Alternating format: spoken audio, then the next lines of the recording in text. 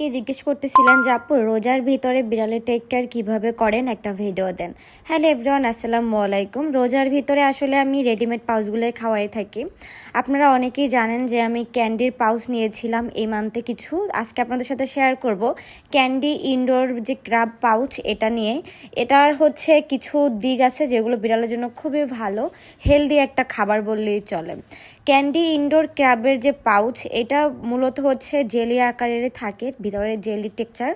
এটা হচ্ছে আপনার বিড়ালের মাসল, তারপর হচ্ছে চকমকে লোম, ত্বক, তারপরে হচ্ছে ইমিউনি সিস্টেমকে অনেক শক্তিশালী করে তোলে। এর পাশাপাশি এটা খাবারটা কিন্তু বিড়ালদের জন্য খুবই ভালো, বিশেষ করে কিডনি ভালো থাকে। কিডনি ভালো থাকার কারণ হচ্ছে এর ভিতরে যা যা নেই তা হলো লবণ, গম, কর্ন, তারপর হচ্ছে সয়া, ফিলার, প্রিজারটিভ কোনো রং, তারপরে থাকে না যে সংরক্ষণের কোনো পদার্থ, এগুলো কিছুই নাই, যার কারণে হচ্ছে ওদের কিডনি ভালো থাকে। আসলে খাওয়ানোর কোনো নিয়ম নাই, এটা আপনার 2 মান্থ বয়স হলেই বিড়ালকে খাওয়াতে পারবেন। জাস্ট এটা খুলে আপনি ওদেরকে দিবেন। আর আপনার যদি মনে হয় যে আপনি ওয়েট ফুডের সাথেও মিক্সড করে খাওয়াবেন তাহলে খাওয়াতে পারেন, ওরা অনেক মজা করে খেয়ে নিবে। এটি পাউচের ভিতরে যা রয়েছে টুনা হচ্ছে আপনার বিড়ালের যে প্রোটিন বা হচ্ছে পেশি গঠনে বেশ সাহায্য করে। ক্রাব হচ্ছে মূলত বিড়ালের মিনারেল বা হচ্ছে স্বাদের জন্য বেশ ভালো। তার পাশাপাশি রয়েছে স্কল্প কাৎস্য ভুসির স্যুপ, এটা হচ্ছে আপনার বিড়ালের হাইড্রেশন হচ্ছে নিশ্চিত করে। এর ভিতরে কিন্তু ইয়ক্কা পাউডার আছে, মানে ওদের যে প্রাকৃতিকভাবে যে দুর্গন্ধ হয় এটা কমায় আর কি।